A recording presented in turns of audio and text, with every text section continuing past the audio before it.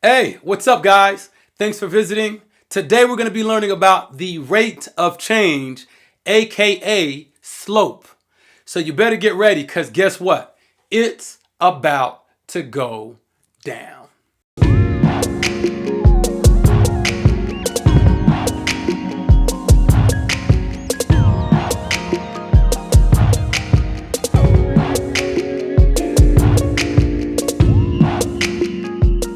What up, what up?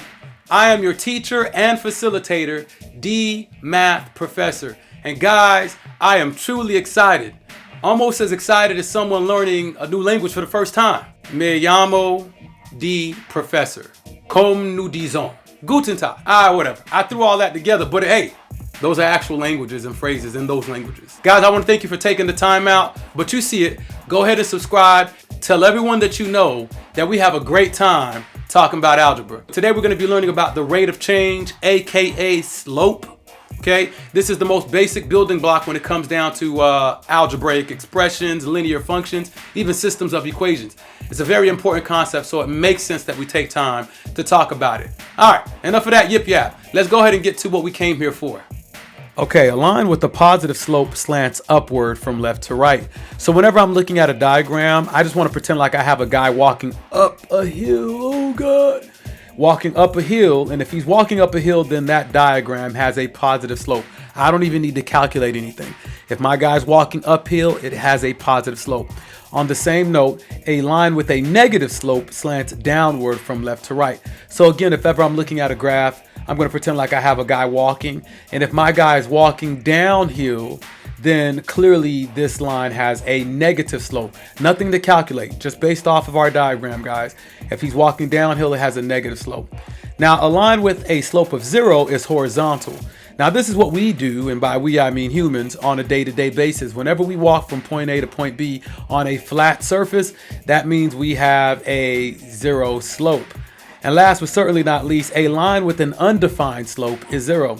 So if I'm looking at a diagram and my guy is walking up the wall, Spider-Man style, hey y'all, that has an undefined slope. So if my guy's walking up the wall, the slope is undefined. So these are really quick ways to determine whether a slope is positive or negative. All right, let's look at these examples. Determine whether each rate of change is constant.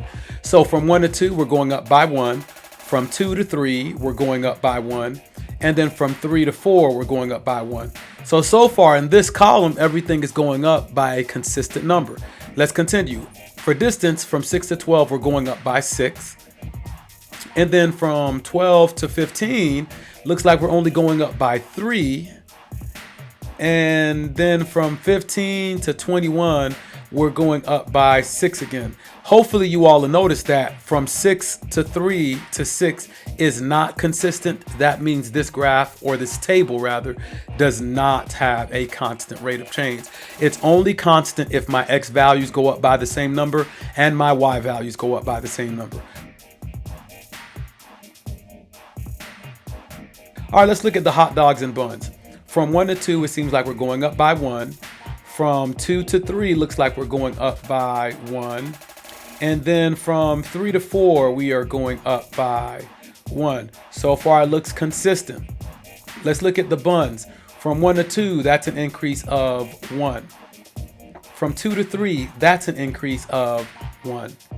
And then from 3 to 4, that is an increase of 1. So guys, because my x values went up by the same number and my y values went up by the same number, this is clearly has a constant rate of change.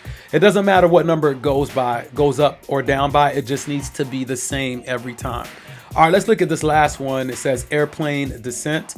Looks like we're going up by 2, then we're going up by 3, then we're going up by 7. So our x values are not consistent. And then when we take a look at our y values, that's minus 1,000, minus 1,500, minus 3,500. That's not consistent either. But because we didn't notice with our x values, we're kind of like scattered.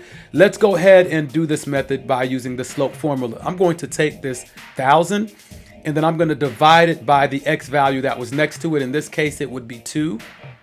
Now this method is going to work whether you did the 1,000 divided by 2, the 1,500 divided by 3, or 3,500 divided by 7. You're going to get the same number.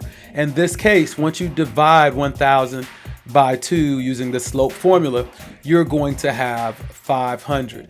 Again, I did everything that we know to do. We found our patterns.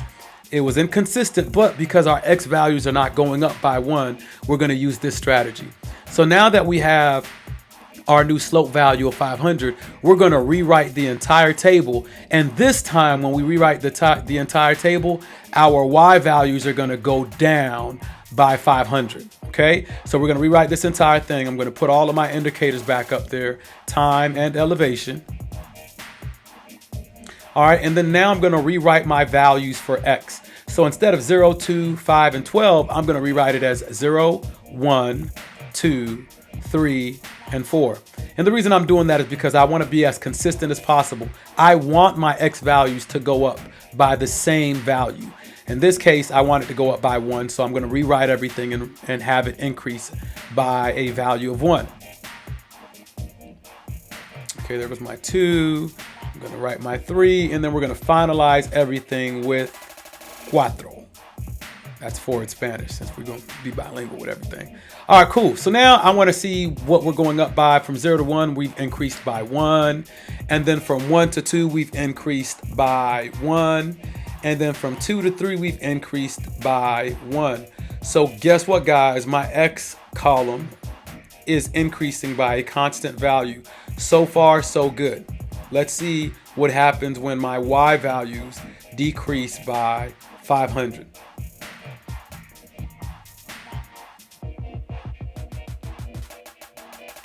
Great. All right, so now I'm going to place the first y value that they provided us. In this case, it was 30,000.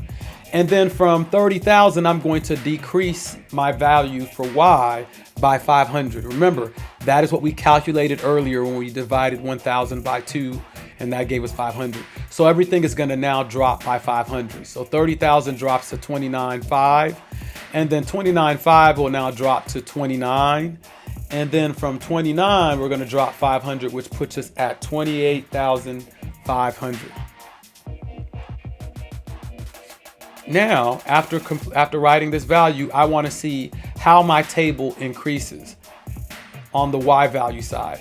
And now I noticed that from 30,000 to 29,500, we're going down by 500. From 29,500 to 29,000, we're going down by 500. And then from 29,000 to 28,500, we're going down by 500.